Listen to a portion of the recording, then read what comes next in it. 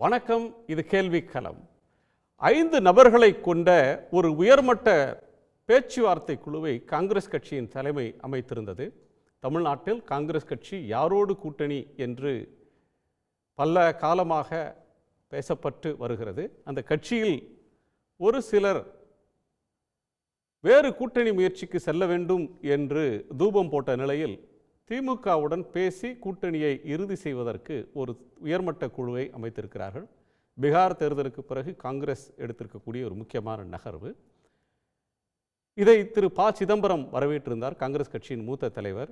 அரசல் புரசலாக வெளியான செய்திகளுக்கெல்லாம் இது முடிவு கட்டிவிடும், இந்தியா கூட்டணி வலிமை பெறுவதற்கு இது உதவும் என்று தன் மகிழ்ச்சியை அவர் வெளிப்படுத்தியிருந்தார்.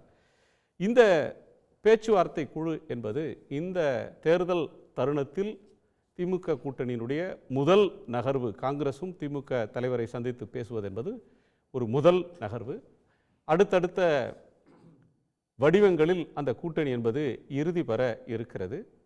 திரு ஓ. பன்னீர்செல்வம் டெல்லியில் முகாமிட்டிருக்கிறார். தனி கட்சி தொடங்குவதற்கான ஆலோசனையா அல்லது தேசிய ஜனநாயக கூட்டணியின் ஒரு வடிவமாக எப்படியாவது அதில் இடம்பெறுவதற்கான முயற்சியா என்பது இன்னொன்று. டிடிவி தினகரன் அதிமுக எதிர்ப்பை நாளுக்கு நாள் கடுமையாக்கி கொண்டே செல்கிறார். மீண்டும் செல்லக்கூடிய இடத்திற்கு இடம் இல்லை என்று. கூட்டணி குறித்த திமுகவின் வியூகம் என்ன, அஇஅதிமுக பாஜகவின் வியூகம் என்ன, தாவேகாவின் வியூகம் என்ன என்று விவாதிக்க போகிறோம். நம்மோடு பத்திரிகையாளர்கள் திரு குபேந்திரன், திரு MC ராஜன், திரு டி. ராமகிருஷ்ணன், இவர்களோடு அரசியல் விமர்சகர் திரு மதுர் சத்யா, திரு ரமேஷ் சேதுராமன் ஆகியோர் இணைய இருக்கிறாங்க. எல்லோருக்கும் வணக்கம். நான் MC ராஜனுடைய முதற் பார்வை கேட்கணும். இந்த கூட்டணி நகர்வுன்றது என்ன சிக்னிஃபிகன்ஸ்? இதில் இது ஏதேனும் செய்தியை சொல்லுதா? இன்டாக்டாக இருக்குது. அதாவது பீகாருக்கு முன் ஒரு தடுமாற்றம் காங்கிரஸில் பார்க்க முடிஞ்சது. அந்த தடுமாற்றத்துலேருந்து அவங்க பீகாருக்கு அப்புறம் ரியலைசேஷன் வந்துருச்சு.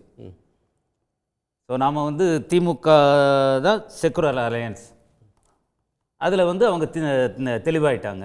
அது ஒரு இது. ரெண்டாவது, பீகார் போன பிற்பாடு தமிழகத்திலையும் தடுமாற்றம் இருந்ததுனாக்க கட்சி இன்னும் பின்னோக்கி சென்றிடும். அந்த ஒரு பயம் இந்த இன்டாக்டாக இருக்கிறது இந்த திமுக கூட்டணிக்கு மிக முக்கியமான ஒன்று. ஏன்னா காங்கிரஸ் அதோட வாக்கு சதவீதம் குறைந்தாலும் ஒரு செக்குலர் கிரெடென்ஷியலை அது அந்த அலையன்ஸுக்கு கொண்டுகிட்டு வருது. அது ஒரு பாசிட்டிவான இது. திமுக கூட்டணி பலமாக இருக்கிறது. வெற்றி பெறுவதற்கான ஆஸ் பர் டேட்டா வெற்றி பெறுவதற்கான அனைத்து சாத்தியங்களும் இருக்குது. அதை இது மீண்டும் உறுதிப்படுத்துது. காங்கிரஸில் ஒரு செக்ஷன் நீங்கள் சொன்ன மாதிரி தபக கூட கூட்டணி வைக்கலாம், ஒரு நீண்ட கால திட்டம் அப்படிங்கிற மாதிரிலாம் பேசினாங்க. ஆனால் காங்கிரஸ் அந்த மாதிரி களத்தில் இருந்து செயல்படக்கூடிய கட்சியாக இல்லை. இப்போ இருக்கிற SIR-ஆக இருக்கட்டும், இல்லை மற்ற இதாக இருக்கட்டும், எந்த இதுலேயுமே களத்தில் இருக்கிற செயல்பாடு காங்கிரஸுக்கு பெரிய அளவில் இல்லை. ஒரு செக்ஷன் ஓட்டு போட்டுக்கிட்டு இருக்காங்க என்ன காங்கிரஸுக்கு, அதுதான் அதோட ஸ்ட்ரென்த்து. அதை தாண்டி காங்கிரஸ் தமிழ்நாட்டில் பெருசாக ஒன்றும் இது பண்ண போகிறதில்ல. அதனால் திமுகவோட இருக்கிறது தான் நல்லதுங்கிறது அவங்களுக்கும் புரிஞ்சிருக்கு. அந்த முடிவை எடுத்திருக்காங்க. ஓகே. திரு டி. ராமகிருஷ்ணனுடைய கோணத்தை கேட்கும். திரு TRK, வெவ்வேறு பலமுனை போட்டி அப்படின்ற ஒன்றில் வலுவான இருமுனை போட்டியாக இருக்க போகிறதா, வலுவான மும்முனை போட்டியாக இருக்க போகிறதா அப்படின்னு பல ஊகங்களையும் புள்ளி விவரத்தையும் வச்சு எழுதிட்டு இருக்கிற ஒரு தருணத்தில் நேற்று கூட நீங்கள் ஒரு கட்டுரை எழுதியிருந்தீங்க, அதிமுக ப்ராஸ்பெக்ட்ஸ் எப்படி இருக்குன்னு. இந்த கூட்டணி முயற்சிகள் ஒரு இறுதி வடிவம் பெறுவதற்கு தொடங்கிடுச்சு அப்படின்னு பார்க்குறதா, இல்லை ஏதேனும் நீங்கள் சர்ப்ரைசஸை எதிர்பார்க்குறீங்களா? இல்லை, ஐ திங்க் இறுதி வடிவம் வந்துவிட்டதாக அதனுடைய துவக்கமாகத்தான் நான் பார்க்கிறேன். பெரிய சர்ப்ரைசஸ் இருக்குமான்னு என்று எனக்கு தெரியவில்லை. ஓகே, சர்ப்ரைஸ் யாராவது ஏதாவது இப்போது சர்ப்ரைஸ்னால் நீங்கள் திமுக கூட்டணியில் ஏதாவது பிளவு வந்தாலே ஒழிய அதுதான் சர்ப்ரைஸே தவிர மற்றபடி ஒன்றும் எந்த சர்ப்ரைஸ்க்கும் ஒன்றுமே இல்லை இங்கே இப்பொழுதுக்கு இடமில்லை. ஏனென்றால் இப்போ அஇஅதிமுக பாஜக கூட்டணியில் யாரும் இதுவரையும் ஒரு கணிசமான வாக்கு வங்கி வைத்திருக்கிறவர்கள் கூட இன்னும் சேரவில்லை.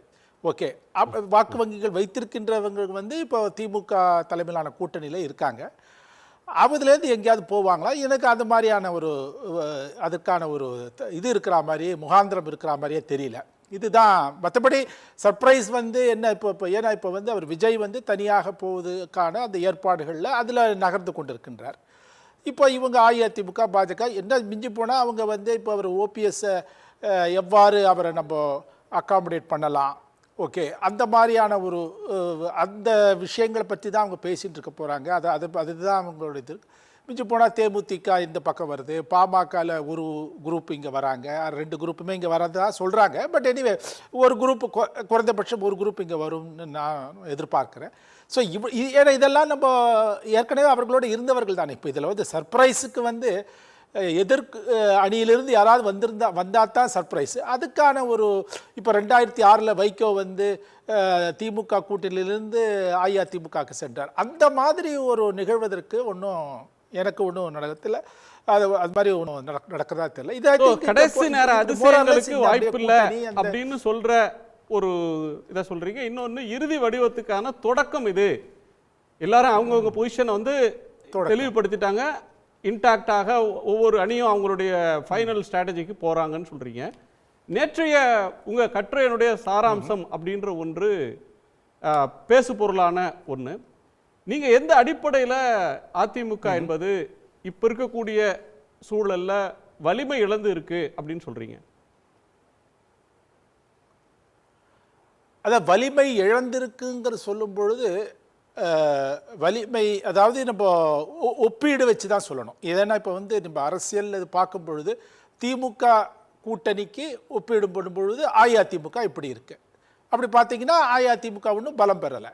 ஓகே, இப்போ நீங்கள் வந்து என்டிஏ 2024 இருந்த கட்சிகள் இருக்குல்ல, அவை எல்லாமே அப்படியே இப்போ இங்கே வந்து விட்டார்களான்னா இது வரைக்கும் வரலை. ஓகே, அப்படியே வரப்போகிறதுலையும் வந்து பாமக இந்த 2ஆக இப்போ பிளவு வந்துடுச்சு. ஓகே, ஸோ அது வந்து 2மே வரப்போகிறதா இல்லாட்டா 1 தான் இருக்க போகிறதா, 2மே வருமாங்கிறது எனக்கு டவுட்ஃபுல்லாக இருக்குது. அது வராதுன்னு மாதிரி தான் தெரியுது. இல்லாட்டா அவங்க எதுக்கு சண்டை போட்டுக்கணும், ஒன்றாவே இருந்திருக்கலாம். ஸோ அதனால் உங்களுக்கு இப்போ வந்து ஸோ அந்த 18% அவங்க என்ன ஒரு கணக்கு என்ன சொல்லியிருந்தாங்க எல்லாரும், 23% அஇஅதிமுக, இது ஒரு 18%, அப்புறம் ஆன்டி இன்கம்பன்ஸ்லாம் சேர்ந்துச்சுன்னா 45, 46 இந்த மாதிரி ஒரு கணக்கெல்லாம் சொல்லிட்டு இருந்தாங்க. கரெக்ட், ஓகே, கணக்கு வரைக்கும் அது ஒன்றும் தவறல்ல. பட் ஆனால் இப்போ அந்த 18% அவ்வாறே வருமானம் வர்றதுக்கான வாய்ப்புகள் மிக குறைவாக இருக்கின்றன. அப்படி இருக்கு என்டிஏ, நரேந்திர மோடி அவர்களை முன்னிறுத்தி அண்ணாமலை தலைமையில தேசிய ஜனநாயக கூட்டணி தமிழ்நாட்டில் தேர்தலை சந்தித்த போது அதுல பாமக இருந்தது, ஏசி சண்முகம் இருந்தாரு, பாரிவேந்தர் இருந்தார், ஜான் பாண்டியன் உள்ளிட்டவங்க இருந்தாங்க. இந்த அணி பெற்ற அதுல ஓபிஎஸ் டிடிவி இருந்தாங்க. அந்த அணி பெற்ற 18 மீண்டும் வராதுன்னு எப்படி முடிவுக்கு வர்றீங்க? என்னென்ன காரணங்கள்? இல்லை இப்போ நீங்கள் இப்போ டிடிவி இல்லை. டிடிவி வந்து எடப்பாடி அவர்களை வந்து நான் சிஎம் ஆக்குவதில் அவரை பற்றி கடுமையாக பேசிட்டு வர்றாரு. ஓகே, அவரை வந்து ஈவன் ஓபிஎஸ் கூட என்னை பொறுத்தவரையில் அவர் பாஜகவிற்கு இணக்கமாக இருக்கலாம்ங்கிற கொள்கையில் அந்த ஒரு மனசு அவர்கிட்ட இருக்கு. ஏன்னா நேற்றைக்கு அவருடைய மகனுடைய இது இப்போ ஃபேஸ்புக் போஸ்ட்டில் கூட நட்டாவை வாழ்த்து தெரிவிச்சிருக்காரு. ஸோ அது தெரியறது. ஓகே, அவருக்கு ஒரு சாஃப்ட் கார்னர் எப்பொழுதுமே பிஜேபியோட இருக்குது. ஒரே அந்த சமக்ரா சிக்ஷா பொழுது மட்டும்தான் அவர் வந்து ஒரு விமர்சித்து பேசினார். அது ஒரே ஒரு தரம். அதோட நான் இந்தியாவிலேருந்து விலகிறேன்னாரு. பட் மற்றபடி அவருக்கு ஒன்றும் மிகப்பெரிய வித்தியாசங்கள் பாஜகவோடு இருக்கிறதாக தெரியவில்லை. இருந்தாலும் அவருக்கும் என்னென்னா இந்த எடப்பாடி அவர்களை வந்து சிஎம் ஆக்கணும், அவரை இது பண்ணணுங்கிறதுல அவர் இதுவாக இருக்கார்.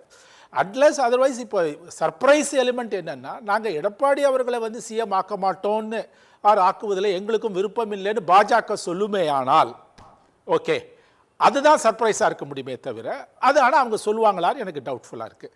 இப்போ நீங்கள் பீகார்லேயே பார்த்தோம், அவங்க நிதிஷ்குமார் வந்து முதல்ல சொல்ல மாட்டேன்ற மாதிரி இருந்தாங்க, அப்புறம் அமித்ஷா சொல்லலை, அப்படி இருந்தாலும் அப்புறம் காலப்போக்கில் சொல்லிட்டாங்க. ஓகே, பட் இங்கே வந்து அதே மாதிரி அதே மாதிரி தான் இருக்கிற மாதிரி தான் தெரியறது. பட் அவங்க அந்த விஷயத்தில் என்ன வந்து இப்போ அங்கேயாவது பீகாரில் அவங்களுக்கு ஒரு 20-22% வாக்கு வைத்திருக்கிறார்கள். யார்? பாஜக. அப்படி வைத்துக்கொண்டே அவர்கள் வந்து ஜூனியர் பார்ட்னராகத்தான் அவங்க இருக்க முடிஞ்சுது. இங்கே அந்த மாதிரிலாம் ஒரு பலம் இல்லையே. அதனால் அவங்க அதை சொல்வதுக்கு கூட அஇஅதிமுக சொன்னால் கூட ஓகே நீங்கள் ஏதாவது நான் வந்து முடக்கிடுவேன் அது பண்ணிடுவேன் அந்த மாதிரி மிரட்டல் உருட்டல் ஏதாவது இருக்குமே ஆனால் இருக்கும்னு நான் எதிர்பார்க்கல. பட் இருக்குமே ஆனால் கூட அதனால தான் ஒன்றும் கூட்டணியை முடிச்சுட்டு போகிறோம் அப்படின்னு சொல்லிட்டு போகிறாரு எடப்பாடி. நீங்கள் அப்படி பேசினீங்கன்னா கூட்டணியை முடிச்சுட்டு போகிறோன்னு. ஸோ அதனால் அதுக்கும் செய்ய போகிறதில்ல. எதுக்கு சொல்ல வரேன்னா என்டிஏ அந்த முழுமையான ஒரு 18% இருக்கு இல்லையா, அது வந்து உங்களுக்கு இன்னும் வராமல் போவதுக்கு என்னன்னா, அப்போ நீங்கள் என்ன சொன்னாலும் அண்ணாமலை மீது நம்மளுக்கு பலவிதமான கருத்துக்கள் இருக்கின்றன. ஆனால் அவர் தொடர்ச்சியாக அந்த ஒரு கிட்டத்தட்ட ஒரு 3 ஆண்டு காலம் தொடர்ச்சியாக தினமும் ஆல்மோஸ்ட் டே இன் டே அவுட்டு ப்ரெஸ்ஸோட அவர் ப்ரெஸ்ஸோட அவர் இன்ட்ராக்ட் பண்ணிகிட்டே இருந்தார், லைம் லைட்டில் இருந்தார். உங்களுக்கு அந்த ஒரு பிரச்சாரம் இருக்குல்ல, அவர் வந்து அந்த தேர்தலை மனதில் வைத்து கொண்டு தான் அவர் இயங்கினார். ஓகே, ஸோ அந்த மாதிரி இப்பொழுது இங்கே ஒன்றும் இல்லை. ஓகே, இப்போ வந்து என்டிஏல இருக்கிறவங்க யாரும் ஈவன் பாஜகவில் இப்போ வந்து ராய்னா நாகேந்திரன் அந்த மாதிரி செயல்பட்டுருக்கிறாருன்னா இல்லை. ஓகே, ஸோ உங்களுக்கு அதெல்லாம் வந்து ஒரு கான்ட்ரிபியூட் பண்ணிச்சு. அவர் வந்து மோடி பிரைம் மினிஸ்டர் அந்த விஷயத்தை தவிர இங்கே களத்திலையும் வந்து கடுமையான ஒரு பிரச்சாரம் இருந்தது. அந்த மாதிரியான ஒரு கடுமையான தீவிரமான பிரச்சாரம் இல்லை. ஓகே, இப்போ வந்து எடப்பாடி அவர்கள் கூட இப்போ ஒரு 7-8 மாதமாக அந்த ஜூலை மாதத்துலேருந்து ஆரம்பித்து அந்த இது பண்ணி கொண்டிருக்கிறார் அது அவருடைய சுற்றுப்பயணம். பட் நீங்கள் இவரெல்லாம் பார்த்தீங்கன்னா என்ன ரொம்ப ஒரு ஒரு டெய்லி ப்ரெஸ்ஸை பார்த்து போயிட்டு அண்ணாமலை இருந்தார். ஸோ இந்த நீங்கள் வந்து அதனால் அது இல்லாமல் கூட ஆட் ஆச்சு அது 18%.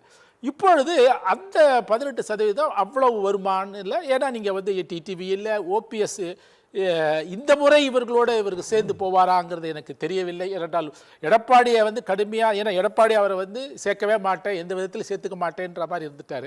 அப்படிப்பட்டவரோடு நம்ம எப்படி இப்போ அவரை முதலமைச்சர் ஆக்குவதாக இப்போ வந்து சுற்றுப்பயணம் செய்யணும், பிரச்சாரம் செய்யணும்னு வச்சுக்கோங்க. அப்போ ஓபிஎஸ் இடத்துக்கு எடப்பாடி போவாரா, இல்லாட்டா எடப்பாடியோட இடத்துக்கு ஓபிஎஸ் போவாரா, இந்த கொஸ்டின்ஸ்லாம் வருது. அண்ட் தென் ஸோ இப்போ வந்து ரொம்ப அந்த இது வந்து அந்த உறவு வந்து அவர்கள் சீர் செய்துட்டா கூட அது ரொம்ப ஒரு ஒட்டாத கூட்டணி மாதிரி தான் தெரியும். ஓகே, அது மக்கள் மத்தியில். ஸோ இப்படி இவ்வளோ நடந்துடுச்சு. அதனால தான் சொல்கிறேன், என்டிஏ முன்ன இருந்த ஒரு ஸ்ட்ரென்த் இல்லை. அதிமுகவுக்கு இருக்கலாம் அந்த 23, 22 அந்த % இன்னும் கூட ஒரு அசம்பிளி எலெக்ஷன்னால அவங்க இன்னும் கொஞ்சம் வேகமாக வேலை செய்யலாம். அதனால ஒரு 3-4% அந்த ஆன்டி இன்கம்பன்சி கூட வரலாம். ஓகே, அவங்களுக்கு 26, 27 வரலாம். மற்றபடி இந்த 18 வருமாங்கிறது எனக்கு டவுட்ஃபுல். மிஞ்சி போனால் அது ஒரு 10 அந்தோட தான் நிற்கும், 10-12 தான் நிற்கும். ஸோ பட் ஆனால் திமுக கூட்டணியை பார்க்கும் பொழுது அவங்களுக்கு 47% இருக்குது. ரொம்ப மோசமாக போனால் கூட அவங்களுக்கு 42% அது அவங்க வந்து நிற்பாங்க. ஸோ அது வந்து நீங்கள் வேணால் டச் அண்ட் கோ மாதிரி அது இருக்குமே தவிர ஒரு வேளை நான் சொல்லுவது ஓகே, அது ஒரு ஹைபாத்தட்டிக்கலாக சொல்கிறேன், அப்படி தான் இருக்குமே தவிர மற்றபடி அதிமுக வந்து ஒரு வலுப்பெறணும்னா ஏதாவது ஒரு நாம் தமிழர் கட்சியோ இல்லாட்டா விஜய் போகிற சக்தியோ அவரோட சேரணும். அது சேருவதற்கு வாய்ப்புகள் மிக மிக குறைவுங்கிறது எல்லாருக்கும் தெரியும். ஸோ அதனால் அந்த விதத்தில் சொல்கிறேன். ஸோ 23-18 அப்படின்றது வந்து வெறும் கணிதம் தான், அது அப்படியே வந்து தேர்தலில் கூட்டியல் கணக்காக மாறிடாது அப்படின்னு சொல்கிறீங்க.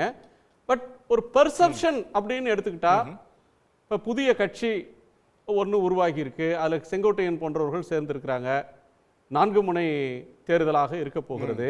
இப்போ இவர் இளம் வாக்காளர்கள் அப்படின்றவங்க ஒரு முக்கியமான ஒரு தொகுதி, பெண்கள் ஒரு முக்கியமான ஒரு தொகுதி, தீர்மானகரமான சக்திகள்.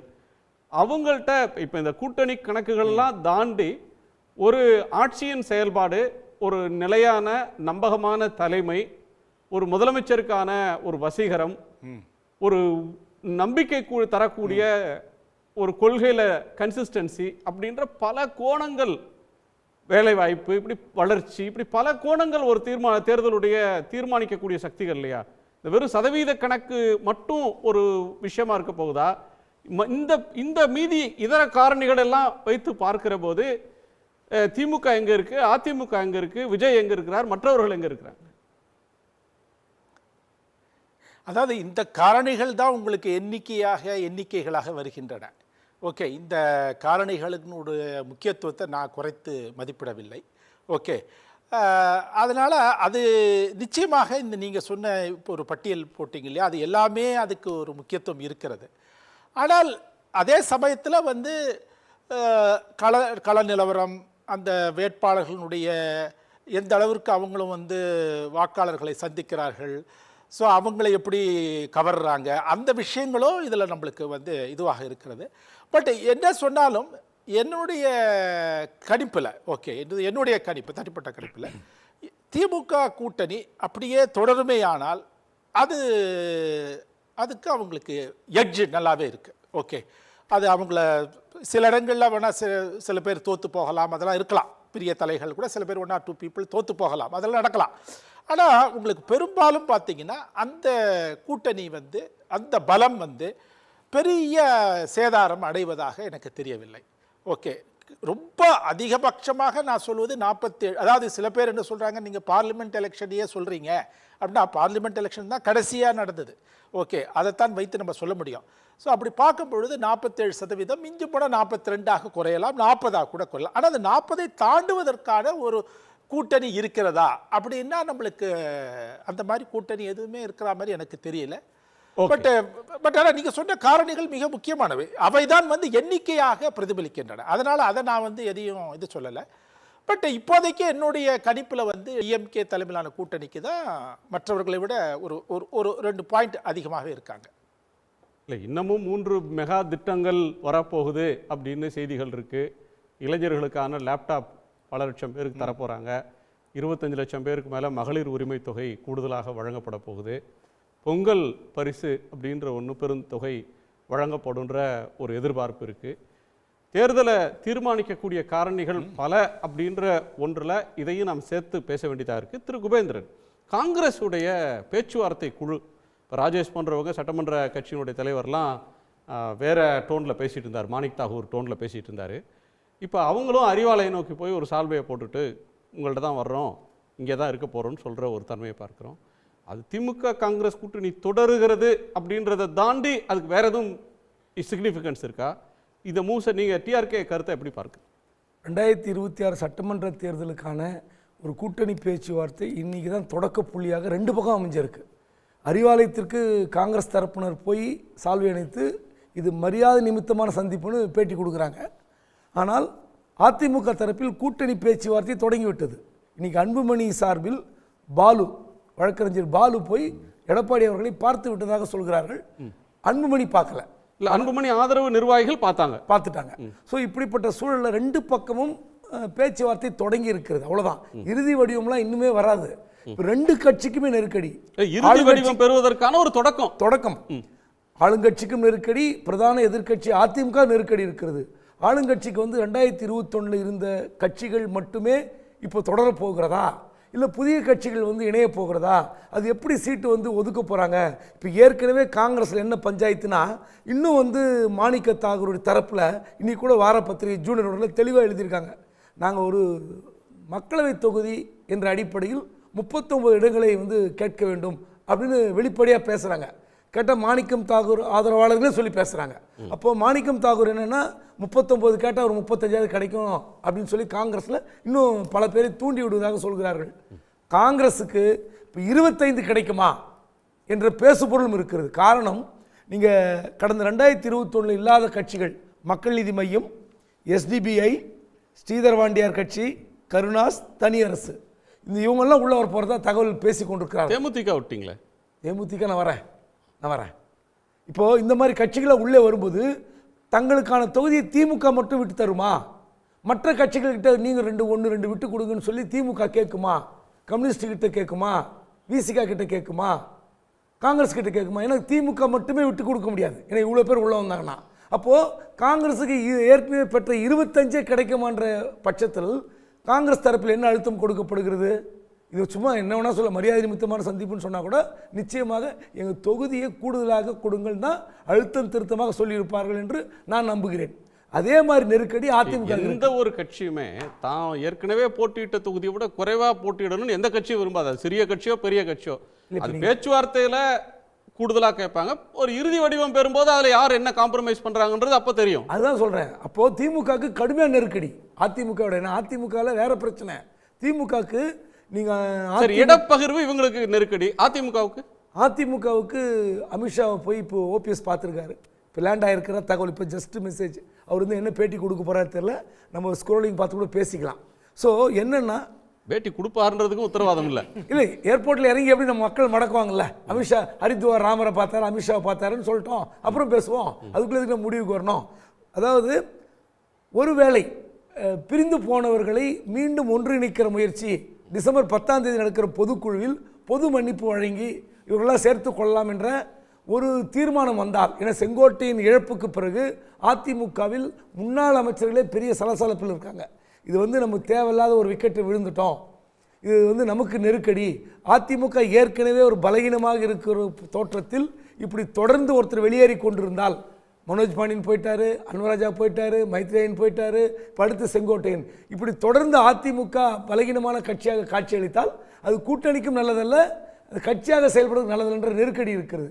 இந்த நேரத்தில் நீங்கள் சொன்ன தேமுதிக கிட்ட எந்த பக்கம் போகிறாங்கன்னு தெரியாது. ஆனால் பாட்டாளி மக்கள் கட்சி எப்படியாவது ரெண்டுத்தையும் ஒன்றாக்கி சேர்த்துடலான்ற ஒரு நம்பிக்கையோடு அதிமுக இருக்கிறது. சார், அவரு அழுறாரு, என்கிட்ட வந்து உயிரை தவிர இது எல்லாத்தையும் பறிச்சுக்கிட்டாங்கன்றாரு பெரியவர். நாளைக்கு ஜந்தன் மண்டலத்தில் போராட்டம் நடத்துகிறாங்க. டெல்லியில் போய் தேர்தல் ஆணையத்துக்கிட்ட இவர் சின்னத்தை வாங்கிட்டு வந்துட்டார், பீகாரை காட்டி வாங்கிட்டு வந்துட்டாங்க, தலைவர் போஸ்ட்டில் கூட நான் இல்லை அப்படின்னு அவர் வேதனையில் வெதும்புறாரு, போராட்டத்துக்கு தயாராகிறார். எப்படி அவருக்கு இந்த சின்னம் கிடைச்சது, எப்படி அவர் தலைவராக அங்கீகரிக்கப்படுறாரு, அதற்கு பின்னணியில் இருக்கக்கூடிய நுணுக்கங்கள்லாம் டாக்டருக்கு தெரியாதா என்ன? குணசேகரனுக்கு நன்றாக தெரியும். நீங்கள் நானும் பல பாட்டாளி மக்கள் கட்சியுடைய பத்திரிகையாளர் சந்திப்பில் பங்கேற்றுக்கிறோம். ஸ்ரீலேகா இன்டர் கான்டினென்டல் நடந்த பத்திரிகையாளர் சந்திப்பிலிருந்து இது வரைக்கும் பேசின பெரிய விவாதம் போவோம். எப்பவுமே டாக்டர் ராமதாஸ் சராசரியாக எந்த கருத்தையும் தெரிவித்ததே கிடையாது. எக்ஸ்ட்ரீம் தேர்தல் அரசியலுக்கு வருவதற்கு முன்பு என்ன சொன்னார், என் குடும்பம் வந்தாக்கா முச்சந்தில் நிறுத்தி சவுக்கால் அடிங்கன்னு சொன்னார். இல்லை முடிச்சிடறேன், எக்ஸ்ட்ரீம். அதன் பிறகு என்ன சொன்னார், நான் வந்து கழகங்களோட கூட்டணிக்கு என்ன சொன்னார், பார் உள்ளவரை, பார் இல்லை பார் உள்ளவரை, காற்று உள்ளவரை, கடல் உள்ளவரை கழகங்களுடன் கூட்டணி இல்லைன்னாரு. அப்படி எத்தனை வார்த்தைகள் சொன்னார். அப்போ இதெல்லாம் பார்க்கும்போது என் மகன் வந்து என் உயிரை தவிர எல்லாம் பறித்து விட்டான்னு சொல்கிறது போய் நிற்குமா?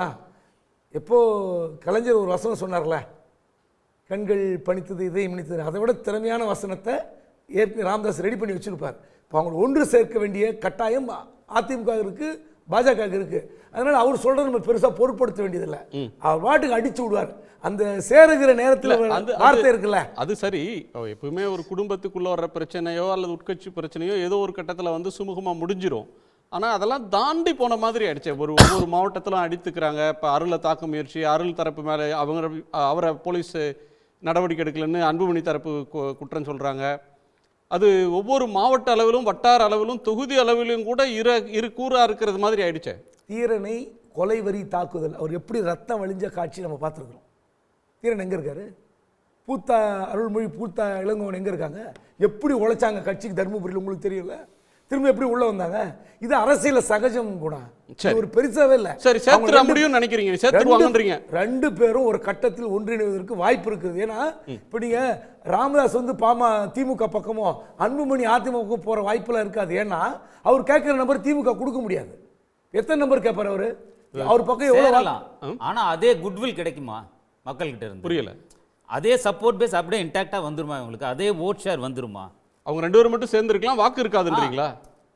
அதாவது இப்போ நீங்கள் அதிமுக என்ன நெருக்கடி நான் சொல்லிடுறேன். இவங்க ரெண்டு பேரும் ஒன்று வந்தாலும் வட மாவட்டத்தில் அதிமுக நெருக்கடி இருக்கும். காரணம், நீங்கள் மேற்கு மண்டலத்தில் பாஜக அதிமுக அந்த கூட்டணி 2021 எப்படி வெற்றி பெறுதுன்னு பார்த்தோம்.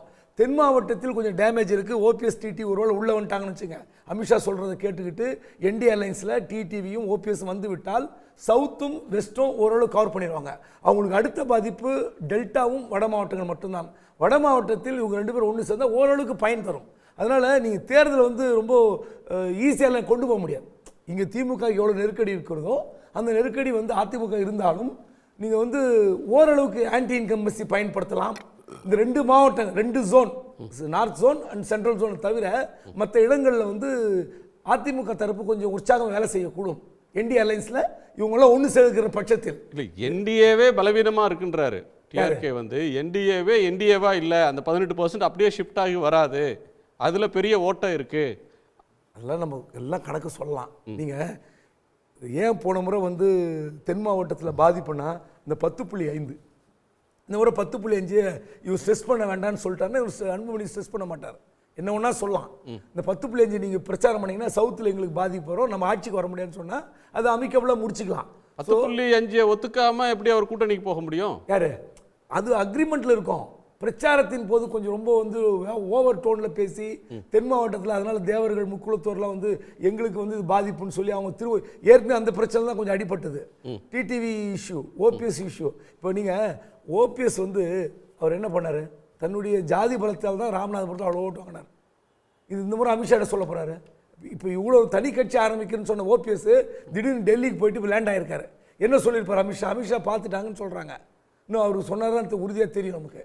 நீங்கள் போங்க, தனி கட்சி ஆரம்பிங்க, நீங்கள் என்டி அலையன்ஸில் வாங்க, உங்கள் 4 பேர் சீட்டு தரேன், உங்களை பார்த்துக்கிறேன்னு சொல்லுவார். அவ்வளோதான். நீங்கள் அதனால் அடிச்சுக்கிறது பிடிச்சிக்கிறது. ஓபிஎஸ் வந்து அண்ணன் எடப்பாடி பழனிசாமி அவர்களை முதலமைச்சர் வேட்பாளராக முன்னிறுத்தி போய் போடியில் தேனியில் வந்து ஓட்டு கேட்பாரு. அது கிளிக் ஆகுமா? இவ்வளவு தூரம் வந்து நீங்கள் பேசி சண்டை போட்டுட்டு கடுமையாக மோதிக்கொண்டு விட்டு அங்கே போய் எடப்பாடி பழனிசாமி அவர்கள் பெரிய கூட்டத்தை போட்டு அவரை என்னென்ன வார்த்தைகளில் கடுமையாக விமர்சிக்க முடியுமோ அத்தனையும் பண்ண பிறகு இதெல்லாம் அரசியல் சகஜம் போனா யார் வந்து வைகோ பேசாத வைகோ எங்க இருக்காரு? அதனால இது ஒரு பெரிய விஷயம் கிடையாது. தேர்தல் கலைபரத்தில் நீங்க எந்த அணி ஜெயிக்க வேண்டும் இல்ல வைகோவோட ஓட் ஷேர் எந்த அளவுக்கு வந்து இருக்கு, அவரோட இது எந்த அளவுக்கு வந்து இருக்கு எல்லாருமே தான். இப்போ நீங்க ஓபிஎஸ்க்கு பெரிய கூட்டம் இருக்கா, பெரிய தொண்டர் படை இருக்கா, அவர் சுத்தி ஏங்க ராமநாதபுரத்தில் வைத்தியலிங்கத்தை பயன்படுத்தினாரா, மனோஜ் பாண்டியன் பயன்படுத்தினாரா, வரக்கூடாதுன்னு சட்டம் போடுறாரு. நீங்க வராதீங்க, நானே என் ஜாதி பலத்தில் வந்து ஜெயிப்புன்னு சொன்னாரு.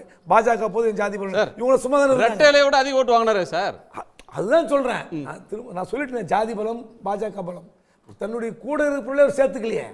அதனால இது அரசியல் என்ன ஒண்ணு நடக்கும். யாரும் அதை பத்தி பேசணுமா? ஏன் வைத்தியலிங்கம் போய் பிரச்சாரம் பண்ணல, புகழேந்தி வரல, மனோஜ் பண்ணணும் கேட்டோமா? அந்த நேரத்தில் அரசியல் பரபரப்புல 30 நாள், அதிகபட்சம் 28 நாள் இந்த கலபரத்தில் இதெல்லாம் மறந்துடும். வேட்பாளர் பிரச்சாரம், எதிரில் யார் நிற்கிறாங்க, இதில் வந்து தாவேக்கா பற்றி கேட்டிருக்கீங்க. தாவேக்கா வியூகம் என்னன்னு அவங்க வந்து அரசியலை வந்து சீரியஸாகவே இன்னும் பார்க்கல. கரூர் நடந்த சம்பவத்துக்கு பிறகு பாண்டிச்சேரியில் போய் ரோட் ஷோ கேட்டுங்கிறாங்கன்னா அந்த கட்சியுடைய சீரியஸ்னஸ் தன்மை பார்த்தீங்களா? யாராவது கேட்பாங்களா?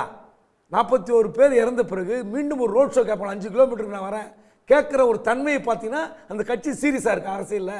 அதனால் அதான் சொன்னேன், வேட்பாளர் யார் என்றது பார்த்த பிறகு தான் விஜய் நின்னா கூட அந்த தொகுதியை வந்து சலசலப்புலாம் வேற மாதிரி இருக்கும். ஓகே, ரமேஷ் சேதுராமன் உங்க பார்வை என்ன இதுல?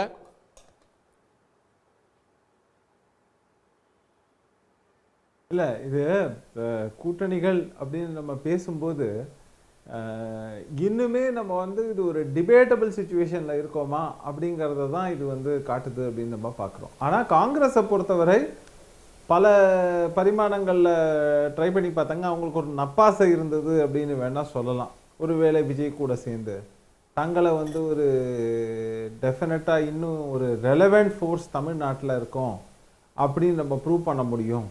அதன் மூலமாக நம்ம வந்து நம்மளோட இதை வந்து ஸ்ட்ரெங்தனிங்காக அடுத்த கட்டத்துக்கு கொண்டு போகலான்னு அந்த மாதிரி காங்கிரஸும் கூட வந்துருவாங்கங்கிற ஒரு நப்பாசையில் தான் விஜயும் வந்து காங்கிரஸ் அட்டாக் பண்ணாமல் இருந்தார் அப்படிங்கிறதும். அடுத்த கணக்கு என்னன்னு பார்த்தீங்கன்னா, சொன்ன மாதிரி குறிப்பிட்ட தென் மாவட்டங்களில், தென்கோடி மாவட்டங்களில் நீங்கள் பார்த்தீங்கன்னா அவங்க எதிர்பார்க்குற கணக்கு என்னென்னா, சரி சிறுபான்மையினர் வாக்கு வங்கிகளை நம்ம அறுவடை செய்யலாம் அப்படின்னு.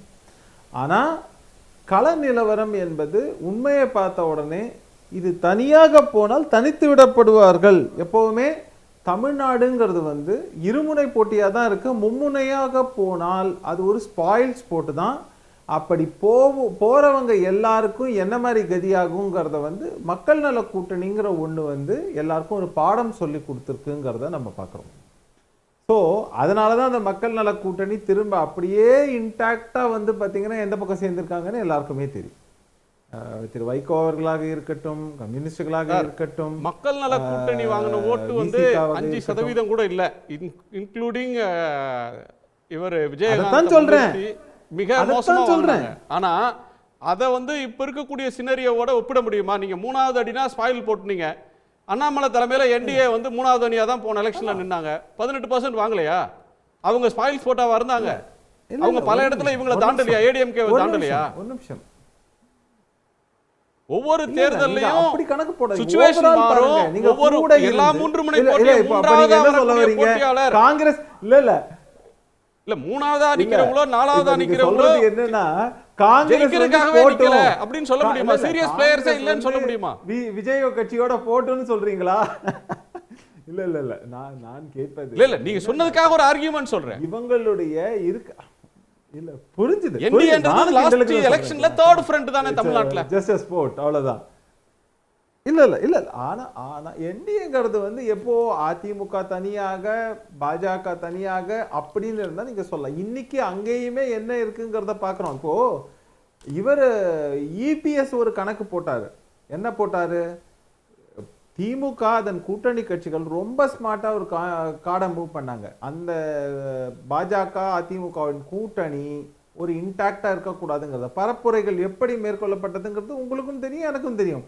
சிறுபான்மையினருக்கு எதிரான கூட்டணி, மதவாத கூட்டணி அப்படின்லாம் சொல்லி சிறுபான்மை வாக்குகளை அதிமுகவுக்கு வரவே வராது பாஜக கூட இருக்கிற வரைக்கும்ங்கிற மாதிரி ஒரு பரப்புரை ஏற்பட்ட உடனே அதை உண்மை என்று நம்பி இந்த இமேஜினரி ஓட்டுக்காக எடப்பாடி அவர்கள் என்ன பண்ணாரு? நேரா வந்து பாஜக வேணாம்னு சொல்லிட்டு எஸ்டிபிஐன்னு ஒரு கட்சி கூட சென்று கூட்டணி வச்சாரு. அது ரிசல்ட் என்ன வந்ததுன்னு எல்லாருக்கும் தெரியும். ஸோ பட்டாதான் தெரியுங்கிறதா இதுதான் வந்து அவருக்கு தெரிஞ்சிருக்கு. அதனால என்ன பண்ணாங்க? சரி ஓகே பாஜகவுடன் கூட்டணி வச்சுதான் ஆகணும். அது எவ்வளோங்கிறது வந்து ஏன்னா அந்த கூட்டணிகளில் வந்து எப்படி இப்போ திமுகன்னு சொன்னோம்னா திமுகவின் கூட்டணி கட்சிகளில் இது எப்படி ஓட் டிரான்ஸ்ஃபர் எல்லாமே இந்த மாதிரியாக நடக்கிறதோ அந்த கூட்டணி கணக்குகளில் ஒரு சில விஷயங்கள் இருக்கும். அதே மாதிரி தான் அதிமுகவுக்கும் அவங்க தனித்து நின்னெல்லாம் ஜெயிக்கலாம் முடியாது. அதே தான் நிலைமைங்கும் போது நிச்சயமா பாஜகங்கிற ஒரு இமேஜினரி ஓட்டுக்காக இருந்த ஓட் பேங்க் கூட்டணிங்கிற ஒன்றத்தை இழந்துட்டோமே, இன்னும் ஃபர்தரா வீக்காக ஆயிட்டோம், நம்மளோட வீக்னஸ் எக்ஸ்போஸ் ஆச்சுங்கிறத பார்க்குறாங்க. அதனால இதே சிச்சுவேஷன்ல அப்போ என்ன டிசைட் பண்றாங்கன்னா, நீங்க மூணாவது நாலாவதுன்றதெல்லாம் இல்ல, ஸ்டில் யூ நீட் எம்எல்ஏஸ் வரணும். எம்எல்ஏஸை வச்சு நீங்க வந்து ஒரு உதாரணத்துக்கே சொல்றோமே, நம்ம வந்து ஒரு குறிப்பிட்ட எம்எல்ஏஸ் வந்தாங்கன்னா அதை வச்சு உங்க கட்சிக்கு வந்து ஒரு எம்பி கிடைப்பதற்கான வாய்ப்புகளும் இருக்கா இல்லையா ராஜ்யசபால? அப்போ அதையெல்லாம் கணக்கு போடுவாங்க இல்லையா? இப்ப சப்போர்ட் பண்ற லீடர்ஸையுமே சொல்றேன், அவங்களுக்கு எம்பி நம்பாச ராஜ்யசபால கிடைச்சாகணும். அப்படிங்கும் போது இந்த கூட்டணியிலிருந்து விட்டு போறதுக்கு அலோவ் பண்ண மாட்டாங்கிறதையும் நீங்க ஞாபகம் வச்சுக்கணும். கணக்கு இங்கதான் இருக்கு. நீங்க இருக்கக்கூடிய முந்தைய தலைமுறை தலைவர்கள் இன்னும் நப்பாசையுடன் எதுக்கு இருக்காங்க? இந்த கூட்டணியை விட்டு போக மாட்டாங்க. ஆனா ஒரு விஷயம் புரிஞ்சுக்கணும், இங்க யூபி மாதிரியான பீகார் மாதிரியான விஷயம் கிடையாது, இல்ல வெஸ்ட் பெங்கால் மாதிரியான விஷயம் கிடையாதுங்கிறதையும் ஞாபகம் வச்சுக்கணும். இப்போ பீகார்ல சொல்லி கொடுத்துருக்கக்கூடிய மிகப்பெரிய பாடம் தங்களுடைய பொசிஷனையும் தங்களுடைய ஸ்ட்ரென்த், இன்னும் சொல்ல போனா தங்க ஸ்ட்ரென்த் தங்களுடைய வீக்னஸை தெரிந்து கொண்டு காங்கிரஸ் சீட்டு கேட்பது நல்லது.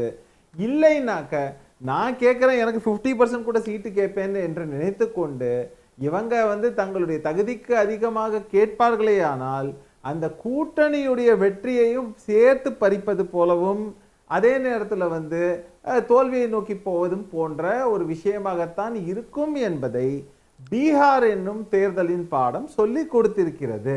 இன்ஃபேக்ட் திமுக தரப்புல இருந்து அவங்க நெகோஷியேட் பண்ணும் போதும் அவங்க இதையெல்லாம் ஃபேக்டரா காட்டுவாங்கங்கிறது என்னுடைய தாழ்மையான கருத்து. கடந்த முறை ஆனா திமுக ரொம்ப தெளிவா வந்து கால்குலேட் பண்ணி மூவ் பண்ணாங்கன்னு பார்த்தோம். அவங்க சொன்ன சீட் என்னன்னா, நாங்க கொடுக்குற சீட்ல ஹையஸ்ட் ப்ராபபிலிட்டி, நீங்க 10 கேட்கலாம், 20 கேட்கலாம், 30 கேட்கலாங்கிறதுலாம் வேற, ஆனா நாங்க கொடுக்குறோம்னா கொடுக்கறதுல ஹையஸ்ட் ப்ராபபிலிட்டி டு வின் அப்படிங்கிறத இதில் தான் வந்து போன வாட்டி பண்ணாங்க. ஸோ இப்போ கூட்டணி அப்படின்னு ஃபார்ம் ஆனதுக்கு அப்புறம் இன்டாக்ட் இருக்கிறதுக்கு பாசிபிலிட்டி என்னன்னா, கடந்த முறை நம்பர்ஸ் என்னவோ அதையே தொடர்வோம்னு வேணா சொல்லலாமே ஒழிஞ்சு காங்கிரஸ் இன்னைக்கு அதிகப்படியான சீட்டு கேட்பதற்கான நிலைமையில் இல்லைங்கிறது தான் உண்மை. என்ன போன முறையை விட இந்த வாட்டி என்ன ஸ்ட்ரெங்தன் ஆயிட்டாங்களா? ஒன்றும் கிடையாது, வீக் தான் ஆயிருக்காங்கிறது தான் நிதர்சனமான விஷயம். ஸோ அதையும் நம்ம கவனத்தில் எடுத்துக்கணுங்கிறது என்னுடைய தாழ்மையான கருத்து. ஓகே மதுர், கூட்டணி கணக்கை தாண்டி கோர் இஷ்யூஸை பேசுவோம். வெறும் 1+1 சேர்ந்தா இதாயிடும் அப்படின்றத தாண்டி ஒரு தேர்தலுக்கு வந்து பிரச்சனைகள் மேலெழும்போம், மக்கள் பிரச்சனைகள் முன்னுக்கு வரும், ஒரு ஆட்சியினுடைய நிர்வாகம் அதனுடைய சாதனைகள் அதனுடைய தோல்விகள் பேசு பொருளாகும், ஒரு தேர்தலில் நிற்கக்கூடிய தலைவர்களுடைய நம்பகத்தன்மை, அவங்க லீடர்ஷிப்போட குவாலிட்டி, அவங்க எந்த கொள்கைக்கு நிற்கிறாங்க, இதெல்லாமே பேசு பொருளாகும். மக்களுடைய வாழ்க்கை பிரச்சனைகள். இதுல இருந்து இந்த தேர்தலுடைய மைய புள்ளியாக என்ன இருக்க போது? இந்த தேர்தல் கூட்டணிகள்ல டிரைவ் பண்றது அதுதானா? ஆக்சுவலி அது டிரைவ் பண்ணல அப்படிங்கிறனால தான் நம்ம ரொம்ப வெத்தாக பர்சன்டேஜ் கணக்கு பேசுறதுக்கு காரணம் என்ன அப்படின்னாலே, எந்த இஷ்யூ நீங்கள் இப்போ வைகோ அவர்கள் பிரிந்து வந்தபோது ஒப்பிட்டாங்க இல்லையா, அதில் ஒரு முக்கியமான வித்தியாசம். இன்னைக்கு அன்புமணி அவர்களையும் வைகோ அவர்கள் அன்னைக்கு இருந்ததையும் ஒப்பிட்டிங்கன்னா, பிரிந்து வந்த போதும் அவர் ஈழ விடுதலை அரசியலை வந்து தீவிரமாக பேசி களத்தில் போராடிக்கிட்டு இருந்தார். அதுக்கு இன்னைக்கு அன்புமணி அவர்கள் அந்த மாதிரி ஏதாவது வந்து போராடிக்கிட்டு இருக்காருன்னா அது 10% அவர் போராடுறது கிடையாது. அதே போல் நீங்கள் வந்து காவேரி இஷ்யூ இருக்கும், ஏதாவது ஒரு பிரச்சனையில் அதிமுகவும் திமுகவும் பயங்கரமாக மோதிக்குவாங்க, இல்லை ஒரு சில விஷயங்களில் ஒரு சில பகுதிகளில் இந்த பிரச்சனையை விட்டால் அது வந்து கைகலப்பாகிற லெவலுக்கு போகுன்ற அளவுக்கு எந்த இஷ்யூவில் இன்றைக்கி வந்து அதிமுகவும் திமுகவும் மோதிக்கிட்டு இருக்கு அப்படின்னு பார்த்தீங்கன்னா ஒரு இஷ்யூவும் கிடையாது. எந்த இஷ்யூலையுமே வந்து anti BJP versus anti DMK அப்படின்னு தான் இருக்கும் இல்லையா, பிக்சரில் வந்து அதிமுக அப்படிங்கிறதே கிடையாது. அவங்க வந்து பிஜேபியை வந்து இன்னும் பேரட் பண்ணுற மாதிரி, பிஜேபி சொல்லி கொடுப்பதை நாங்களும் வந்து ஒரு மெல்லிய குரலில் சொல்கிறோம், எஸ்ஐஆரை நாங்கள் வந்து ஆதரிக்கிறோம். ஆனால் இப்போ செல்லூர்ராஜு என்ன சொல்கிறாரு, நான் போய் மாவட்ட ஆட்சியரை பார்க்குறேன், எனக்கு எந்த ஃபார்மு என்ன தலையும் புரியல காலும் புரியலங்கிறாரு. இந்த நிலைமையில தான் அதிமுக இருக்குது அப்படின்னும் போது எந்த கோர் இஷ்யூலுமே நான் முன்னாடிலேருந்தே சொல்கிறது தான், ஆன்டி இன்கம்பன்சி பார்க்காத தேர்தல் திமுகக்கு அப்படின்னா வரலாறுலேயே திமுக வரலாறுலேயும் இந்த தேர்தலில் மட்டும்தான் இருக்க போகுது. ஏன்னா ஆன்டி இன்கம்பன்சிக்கு நிறைய பிரச்சனைகள் இருக்குது. ஆனால் அது எந்த பிரச்சனைகளுமே இப்போ இருக்கிற நீங்கள் 4 முனைன்னு வச்சுக்கோங்க, 8 முனைன்னு கூட வச்சுக்கோங்க, இந்த முனையில் இருக்கிற யாருமே அதை எடுத்து போராடுறதும் கிடையாது. திமுகவுக்கு இவர்களால் அழுத்தம் ஏற்பட்டதுன்னு ஒரு பிரச்சனையும் கிடையாது இப்போதைக்கு. நீங்கள் வந்து இப்போ கூட்டணி கணக்குகள் அப்படின்னா இன்னைக்கு கூட திருப்பரங்குன்றத்தில் பிஜேபி பிரச்சனை பண்ணிட்டு தானே இருக்காங்க, அரசாங்கத்துக்கு ஒரு நெருக்கடியை கொடுக்குறாங்க. அது வந்து ஒரு கம்யூனல் டென்ஷன் வந்துடாதான்னு. கண்டிப்பாக இந்த கம்யூனல் டென்ஷனை யாருக்கு இப்போ கேப்சர் பண்ணுறது? இப்போ இதை வந்து பிஜேபி தான் முக்கியமான பிளேயர் அப்படின்னு எடுத்துக்கிட்டு அவங்க 10 சீட்டு 20 சீட்டு எக்ஸ்ட்ரா ஜெயிக்க போகிறாங்கன்னா கிடையாது. அவங்க ஒரு லாங் டேர்மில் இதுக்கான சோஷியல் கெயின்ஸ் இருக்கும். அதாவது ஒரு 10 வருஷத்துல வந்து இதை வந்து காவியமயமாக்குவதற்கான ஒரு பட் ஏடிஎம்கேவே அந்த லைன்ல கூட நிப்பாங்களான்னு சொல்ல முடியாது. நின்னா வாக்கு அவங்களுக்கு இருக்கிற வாக்கும் இழப்பாங்க. இப்போ ஏற்கனவே நீங்கள் என்ன சொல்றீங்க, 10% பேச முடியாது, பேசினா தென் மாவட்டத்தில் வாக்கு இழப்பாங்கன்றீங்க. தென் மாவட்டத்தில் ஓபிஎஸ்ஸை வச்சுக்கிறதா வேணாமா, இவ்வளோ சலசலப்பு இருக்குது. அதான் ஃப்ராக்மெண்டேஷன் வித் அவுட் இல்லாமல் வித் இன் வேறு இருக்குது எல்லா கட்சியிலும். இப்போ அண்ணாமலையே தனி கட்சி ஆரம்பித்து தாவேகா கூட கூட்டணி வைப்பாருன்னு ஒரு இடத்துல சொல்கிறாங்க.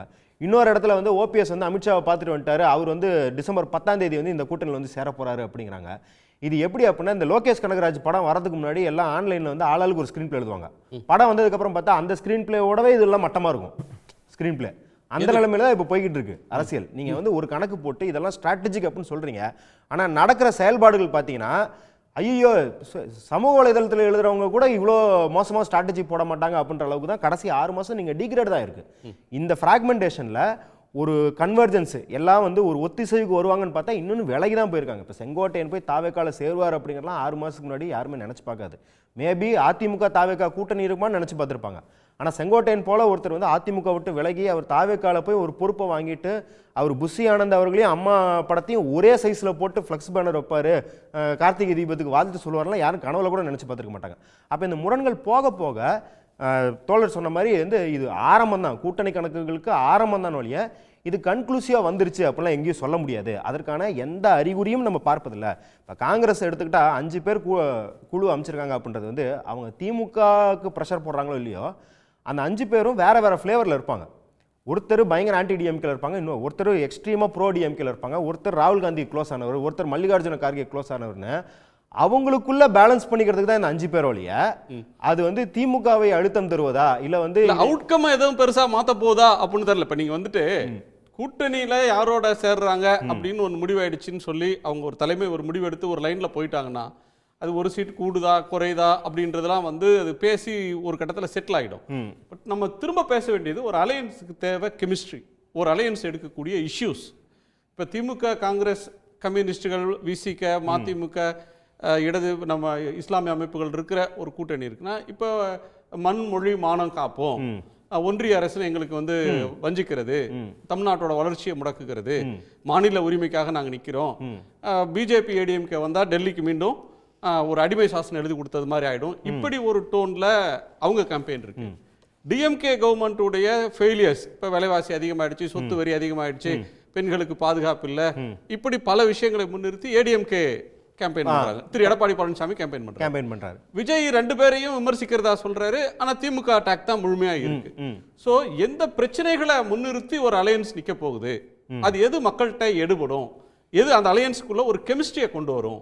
அதாவது இப்போ நீங்க பாத்தீங்கன்னா ஒரு பொதுவான சிவில் சொசைட்டி பிரச்சனை தான் ஒரு அலையன்ஸை பைண்ட் பண்ண முடியும்.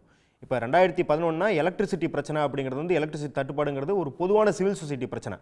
அதை வந்து அதிமுக கையில் எடுத்தும் போது அது வந்து அவங்களுக்கான எலக்டோரல் கெயின்ஸ் அதுலேருந்து பயன் பெற்றாங்க. இன்றைக்கி அப்படி வந்து மக்கள் எல்லோருமே பாதிக்கப்படுற ஒரு இஷ்யூவை இவங்க இனிமேல் தான் வந்து ஆர்டிகுலேட்டாக பண்ணணும். இதுக்கு முன்னாடி 2 வருஷமாக வச்சிருந்து இப்போ சே நோ டு ட்ரக்ஸ் அப்படின்னு சொல்லியிருந்தாங்க. அந்த சே நோ டு ட்ரக்ஸ் அப்படிங்கிற கேம்பெயின் எங்கே போச்சுன்னு இப்போ அவங்களுக்கே தெரியாது. அவங்களோட ட்விட்டர் ஐடியில் மட்டும்தான் இருக்கும் இல்லையா சே நோ டு ட்ரக்ஸுங்கிறது கேம்பெயின் வந்து அதிமுக காரங்களே பல இடத்துல கைதானதுக்கப்புறம் அவங்களே அந்த கேம்பெயினை விட்டுட்டாங்க. இன்றைக்கி வந்து பெண்கள் பாதுகாப்பு அப்படின்றாங்க. இந்த பெண்கள் பாதுகாப்புக்காக அதிமுக செய்த போராட்டங்கள் என்ன? இல்லை யாராவது ஒருத்தர் இப்போ ஏதாவது ஒரு விஷயம் இப்போ வந்து நிர்பயா அப்படின்ற ஒரு முகம் இருந்தது, பாஜகவுக்கு கேம்பெயின் பண்ண காங்கிரஸ்க்கு தான் கேம்பெயின் பண்ண நிர்பயான்ற ஒரு ஸ்லோகன் இருந்தது. இப்போ நீட் அப்படின்னா அனிதா அப்படிங்கிற ஒரு ஸ்லோகன் இருக்குது. அப்போ இது போன்ற ஒரு இஷ்யூ நான் வந்து இதை ஒரு தனிநபரை வைத்து அவர்களை சுரண்ட வேணும் அப்படின்னு சொல்லலை. ஆனால் எப்பயுமே ஒரு பொதுவான இஷ்யூ வந்து மக்கள்கிட்ட எடுப்பணும்னா இந்த மாதிரியான முழக்கத்துக்கான ஒரு இமேஜ் தேவைப்படுது. அந்த இமேஜ் வந்து அதிமுகவுக்கு எந்த இஷ்யூலையும் கிடையாது இப்போதைக்கு. ஒரு நிமிஷம் சொல்கிறதுக்கு ஏற்ற மாதிரி தான் எதிர்க்கட்சிகள் வந்து ஒரு நேரட்டிவ் செட் பண்ணுறதுல ஃபெயிலியர், ஆப்ஜெக்ட் ஃபெயிலியர். நிறைய விஷயங்கள் இருக்குது. ஆனால் எலெக்ஷனுக்கு முன்னாடி நீங்கள் என்ன மாதிரியான இந்த ஆன்டி இன்கம்பரன்ஸை ஹார்வெஸ்ட் பண்ணுற மாதிரி என்ன மாதிரியான ஒரு நேரட்டிவை கொண்டு போகிறீங்க? இல்லை நீங்கள் அப்படி பார்க்குறீங்க. நான் இன்னொரு கோணத்தில் ஒரு மாற்று பார்வையை சொல்கிறேன். இப்போ வந்து திமுக அரசு இருக்குது அப்படின்னா திமுக மட்டும் தன்னுடைய சாதனைகளை சொல்லிகிட்டு இருக்கு. இப்போ கூட்டணியில் இருக்கிற மற்ற கட்சிகள் ஆட்சியின் சாதனைகளை தேர்தல் பரப்புரையில் வேணால் சொல்லலாமே தவிர இந்த நாளில் அவங்க யாரும் பெருசாக பேசுறதில்லை. எதிர்முகாமில் ஏடிஎம்கேவோட முன்னணி தலைவர்கள் நாள்தோறும் திமுக விமர்சிக்கிறாங்க. பிஜேபி அது நயினார் நாகேந்திரனாக இருக்கலாம், தமிழிசையாக இருக்கலாம், வானதியாக இருக்கலாம், ஆர் அண்ணாமலையாக இருக்கலாம், திமுக ஆட்சியை நாள்தோறும் சோசியல் மீடியாலையும் மற்றவர்கள் விமர்சிக்கிறாங்க. இன்னொரு பக்கம் விஜய் அவருடைய விர்ச்சுவல் வாரியர்ஸ் திமுக ஆட்சியின் மீதான எதிர்பரப்புரையை செஞ்சுட்டு இருக்காங்க. இப்போ மழையில் ஒரு ரோடு மோசம் அப்படின்னா அதை ஒருத்தங்க அந்த ஃபோட்டோ ஏடிஎம்கே எடுத்தாங்கன்னாலோ அல்லது ஒரு கட்சிக்காரங்க போட்டாங்கன்னா அது எந்த கட்சி போடுதுன்னு பார்க்குறதில்ல. திமுகவை எதிர்க்கக்கூடிய எல்லா சக்திகளும் அதற்கு எதிரான பரப்புரையை ஆம்பிளிஃபை பண்ணுறாங்க. இல்லை அப்படி அதை ஒத்துக்கிறேன். They are trying to build a narrative. ஆனால் ஒரு டாமினன்ட் நேரட்டிவை அவங்களால கொண்டு வர முடியலங்கிறத நான் சொல்றேன். Single dominant. ஆமாம். இல்லை இப்போ 2015 மழை எவ்வளோ மிஸ்மேனேஜ்மெண்ட் பார்த்துருக்கோம். சிஏஜி அறிக்கை மேன்மேட் டிசாஸ்டர்னு சொன்ன ஒரு இருந்தாலும் ஆப்போசிஷன் ஃப்ராக்மெண்டடாக இருக்கும்போது 2016 அது எதுவுமே பாதிக்கலையே. ஜெயலலிதா அவர்களை எதுவுமே பாதிக்கல. அவ்வளோ மோசமான 2015 ஃப்ளட் மேனேஜ்மெண்ட் கூட பண்ணல அப்படின்னும் போது இன்னைக்கு அதிமுகவும் பிக்சர் இல்லை, அந்த அளவுக்கு 2015 அளவுக்கும் பிரச்சனை இல்லை அப்படின்னு பார்க்கும்போது இது இவங்க கேபிட்டலைஸ் பண்ணல அப்படிங்கிறத தாண்டி இவங்களுக்கான சூழலும் அங்கே கிடையாது அப்படின்றத பார்க்குறோம். இதை தாண்டி திமுகவை எதிர்ப்பு இவங்களுக்குன்னு சில பாயிண்ட்ஸ் இருக்கும். அது எல்லாமே இவங்க பாஜகவோடு இருப்பதனால் அதை செய்ய முடியவில்லை. இப்போ வக் சட்டத்தை எடுத்துக்கோங்க. வக் சட்டம் திமுக எதிர்ப்பதை விட நாங்கள் தான் வந்து அதிகமாக எதிர்க்கிறோம் அப்படிங்கிற ஒரு ஸ்பேஸ் வந்து அதிமுகவுக்கு இருந்தது. பாஜக கூட்டணிக்கு போகிறதுக்கு முன்னாடி அந்த ஸ்பேஸை கேப்சர் பண்ணுறதுக்கான சாத்தியக்கூறுகள் இருந்தது. ஆனால் இப்போ பாஜக கூட்டணியில் இருக்கிறனால இதெல்லாம் ஆஃபில் இருக்குது. இப்போ இன்றைக்கே இப்போ ஒன்றும் இல்லை, இப்போ அந்த ஆப் ஒன்று ரிலீஸ் பண்ணியிருக்காங்க, எல்லா ஃபோன்லேயும் இன்ஸ்டால் பண்ணுங்கிறாங்க. இது சும்மா அவங்க தீனி போட்டுக்கிட்டே இருக்காங்க. இப்போ டிஎம்கே காங்கிரஸ் கம்யூனிஸ்ட் தரப்புக்கு எதிர அரசியல் பண்ணுறதுக்கு எஸ்ஐஆர் இருக்குது, இந்த ஆப் இருக்குது, அது இருக்குன்னு மாதம் மாதம் ஏதாவது ஒன்று வந்துக்கிட்டே இருக்கு. ஒன்று வர வர வர இன்னொரு பக்கம் இபிஎஸ்க்கு டோர் க்ளோஸ் ஆகிக்கிட்டே இருக்கு. இன்னும் எவ்வளோ இப்போ இந்த ஆப்புக்கெல்லாம் நீங்கள் வந்து எதிர்ப்பு தெரிவிக்கல, கவர்மெண்ட்டே ஆப் வித்ரா பண்ணிட்டாங்க. அப்போ பாருங்க இந்த எதிர்ப்பு அரசியல். இப்போ எஸ்ஐஆர் அறிவிச்சா அது திமுகவுக்கு கள அரசியல் செய்வதற்கு 6 மாசத்துக்கு முன்னாடி இடம் கொடுத்த மாதிரி தான் இருக்குது. அந்த இடத்த கூட அதிமுக கேபிட்டலைஸ் பண்ணிக்க முடியாத நிலைமையில இருக்குது அப்படின்ற ஒரு விஷயம் இன்னொன்னு கேட்கணும். ஒரு incumbency anti incumbency, bro incumbency anti incumbency. Nitish Kumar கவர்மெண்ட்டுக்கு ப்ரோ இன்கம்பன்சி, பினராயி விஜயன் கவர்மெண்ட்டுக்கு போன தேர்தலில் ப்ரோ இன்கம்பன்சி, மம்தா பானர்ஜிக்கு தொடர்ச்சியாக ப்ரோ இன்கம்பன்சி. நீங்கள் இவர் நவீன் பட்நாயக் கவர்மெண்ட்டுக்கு வந்து லாஸ்ட் எலெக்ஷனுக்கு முந்தின எலெக்ஷன் வரலையும் தொடர்ச்சியாக அவருக்கு ப்ரோ இன்கம்பன்சி.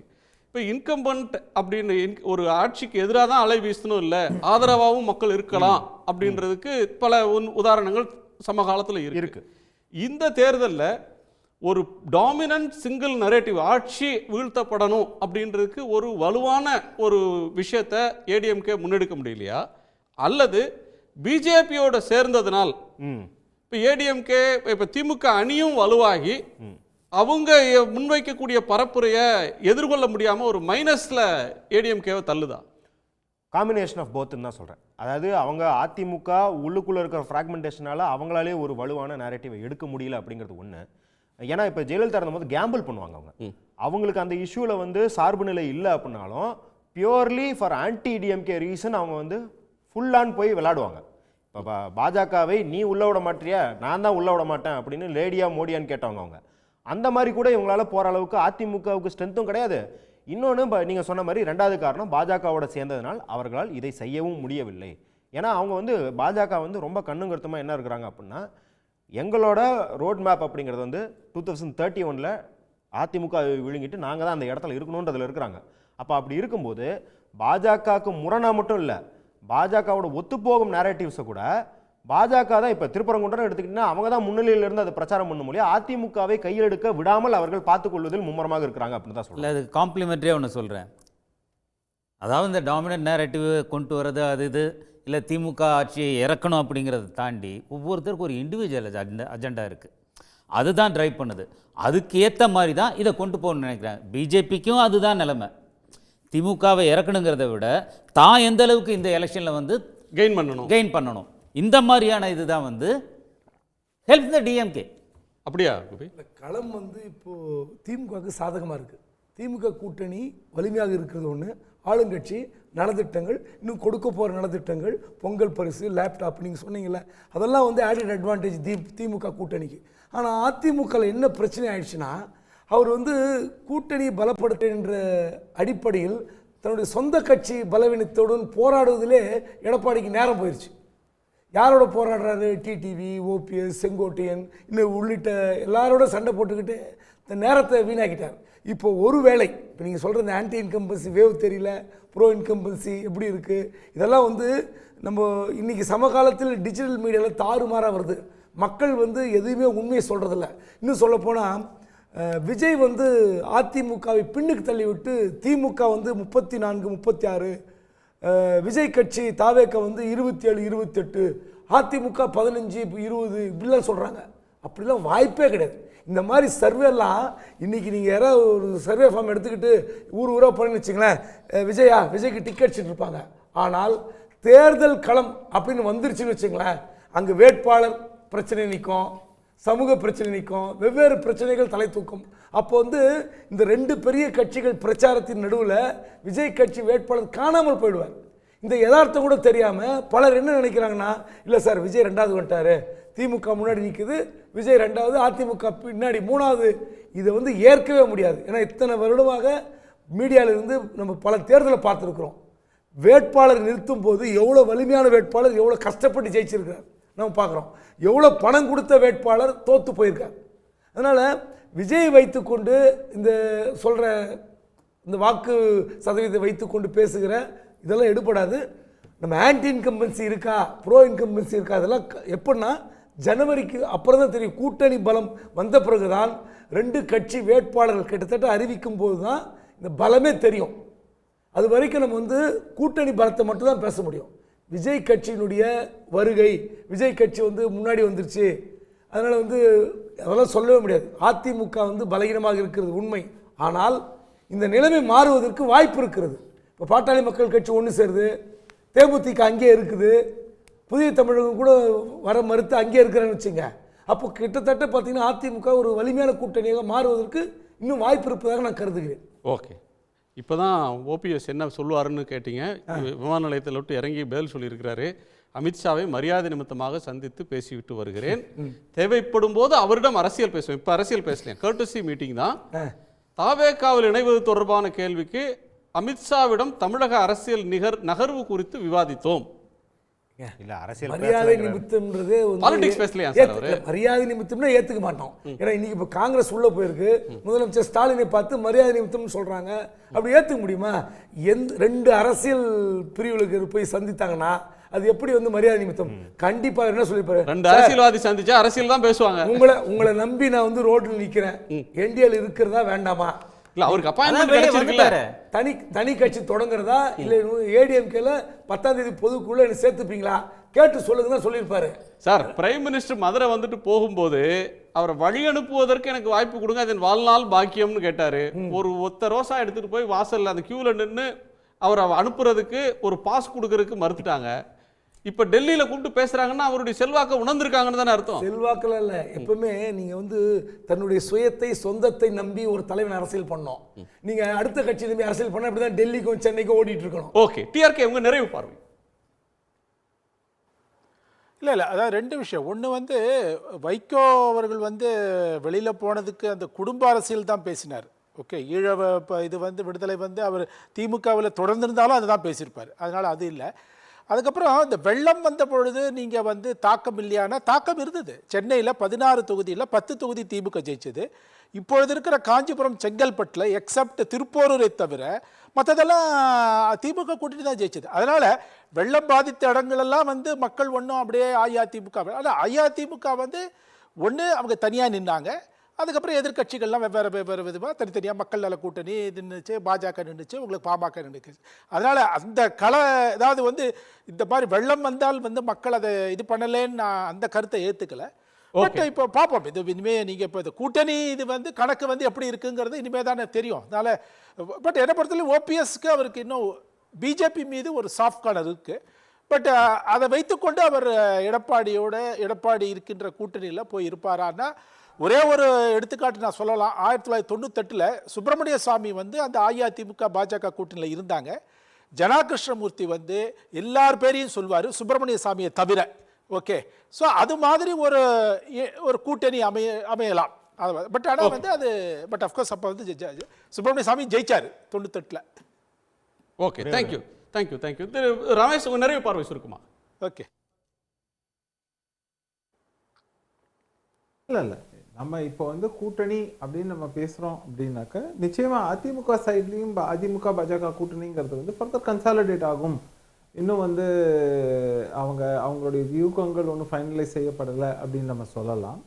அதே நேரத்தில் திமுகவோட கூட்டணிங்கிறது பெருவாரியாக இன்டாக்டாக தான் இருக்கும்னு நம்ம சொல்ல முடியும். புதுசாக அவங்க ஆட் பண்ணுறதுக்கான வாய்ப்புகள் குறைவு. பட் மோரார்லெஸ் அவங்களது வந்து என்னன்னாக்க இந்த சீட்டு விவகாரங்களை பொறுத்தவரைக்கும் சிறிய தள்ளுமுள்ளுகள் இருக்கலாம் அப்படிங்கிற ஒரு விஷயங்கள் தானே தவிர, பட் அதர்வைஸ் பார்த்தீங்கன்னாக்கா பெருவாரியாக அவங்களோட கூட்டணி எப்பயுமே இன்டாக்டாக தான் இருக்கும் அப்படிங்கிறது என்னுடைய தாழ்மையான கருத்து. ஆனால் இப்போ விஜய் கட்சி அப்படின்னு சொன்னாக்கா அவங்களுடைய டெசிஷன் எல்லாமே நீங்கள் ஜனவரி வரைக்கும் வெயிட் பண்ண வேண்டி இருக்கும் அப்படிங்கிறது என்னுடைய அனுமானம். அவ்வளோதான். ஜனவரி வரையும் வெயிட் பண்ணுறீங்க. நன்றி. உங்கள் நிறைவு பார்வைக்கு ரெண்டு கிளாரிஃபிகேஷன் மட்டும். வைகோ வெளியே வந்ததுக்கு ஈழ பிரச்சனை காரணம் சொல்ல, அவரு ஈழ பிரச்சனை களத்தில் கனெக்டடாக இருந்தார். வெளியே வந்ததுக்கும் அதோட கனெக்டடாக இருந்தார். அன்புமணி அப்படி எந்த களப்பிரச்சனையோட கனெக்டடாக இல்லைங்கிறதுக்கு அதை சொன்னேன். ரெண்டாவது வந்து மழையினால அதிமுக பாதிக்கப்படல அப்படின்னா ஸ்டேட் வைடு அது எதுவும் பாதிக்காது. ஒரு ரீஜன்லனா அந்த ரீஜன்ல அவங்க தோப்பாங்க ஜெயிப்பாங்க அது இருக்கும். ஆனால் ஓவரால் ஸ்டேட் வைடு அது ஒரு நேரேட்டிவாக பில்ட் ஆகணும் ஆகாது. அதுதான் அதிமுக இப்போ இல்லை அப்படின்னு சொல்கிறோம். சர்ப்ரைஸ் அப்படின்னு நடக்கிறதுக்கு சர்ப்ரைஸ் நடக்குமா நடக்காதான்றதை தாண்டி யாராலும் இப்போ சர்ப்ரைஸ் பண்ண முடிய ஆளுமை இருக்குன்னு பார்த்தா யாருக்குமே இன்னைக்கு அந்த சர்ப்ரைஸ் வேல்யூ கிடையாது அப்படின்றத நம்ம பார்க்குறோம். நன்றி. உங்கள் எல்லோருக்கும் நன்றி. மீண்டும் சந்திப்போம். இது கேள்விக்களம், மக்களின் மேடை.